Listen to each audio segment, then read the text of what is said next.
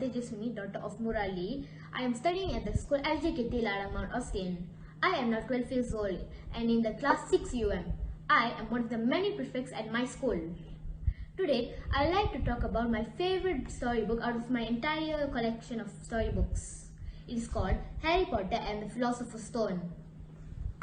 The first version of this novel was published in Great Britain in the year 1997 by the author J.K. Rowling. The story goes that Harry Potter, the main character of the story, has never heard of such a place called Hogwarts until thousands and thousands of letters start dropping in front of his house. He was very intrigued and wanted to read one of those, but his Muggle family, who are the Dursleys, stopped him from doing so.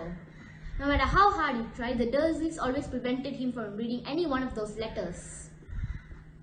Now, one day, the stranger called Ruby's Hagrid suddenly barged into the Dursleys' home and had astonishing news to tell Harry.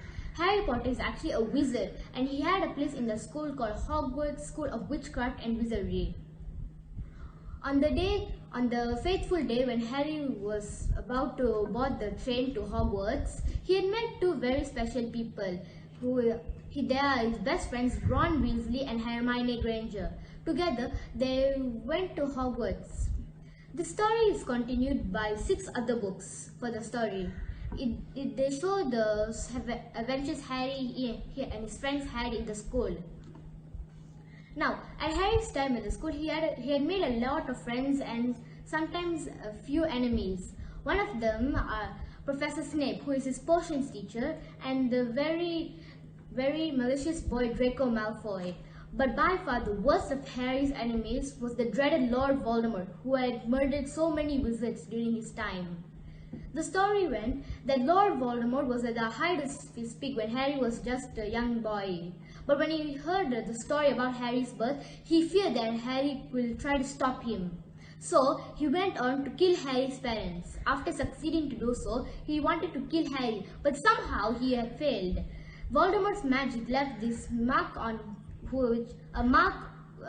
Harry's forehead. It was shaped as a lightning bolt.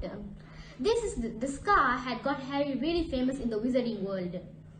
At one time at the school, Draco Malfoy, that malicious boy who was very Harry's enemies, was bullying a kid at the school. Harry tried to stop him, but then suddenly he had flew on a broom and flew high up to the sky. Their teacher, Minerva McGonagall, saw this opportunity and tried to put Harry in the school's Quidditch team. Harry had never heard of a game called Quidditch before. Once the teacher told him about it, he compared it to something as a Muggle basketball. The story goes as Harry studies at the school.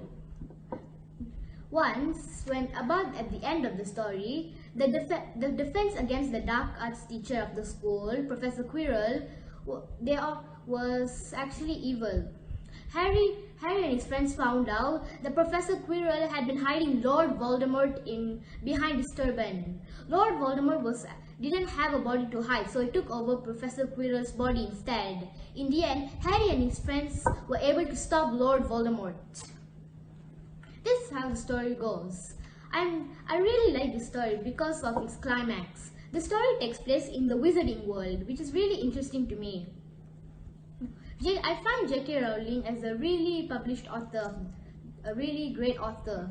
This book is really interesting to me, and this is one of my favorite books of all time. Even though I will never get tired of reading this book so many times, it certainly is a fun read to me. Thank you.